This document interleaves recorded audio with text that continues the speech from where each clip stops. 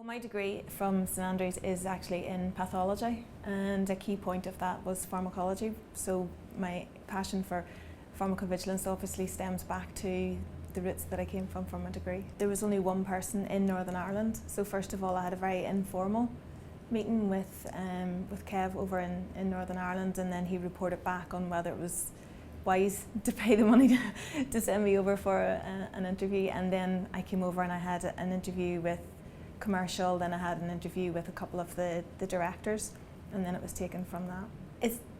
It's great that we have representation in the US and in India.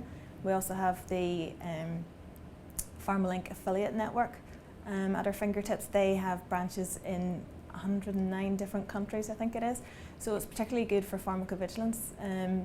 Within the EU, pharmacovigilance legislation has changed recently, and it's been the biggest shake-up in 20 years. So that's been a great asset, especially for our US-based clients. They've been able to come to us and see how this legislation now affects their products, whereas if they're based in the US, they won't be familiar with the legislation. We have an open door policy, so my manager's there 24, anytime I'm at work, and nothing's ever a hassle. She always puts time aside for you. But on a more structured basis, we have weekly meetings and we have face-to-face monthly meetings, which are all scheduled. But apart from that, it's open door.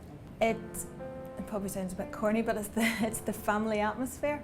I've worked in previous companies before, and maybe it's because they're so big, but everybody's very formal, everything's very structured. Here, everybody just gets along. I don't see any office politics where I work, which is a big plus.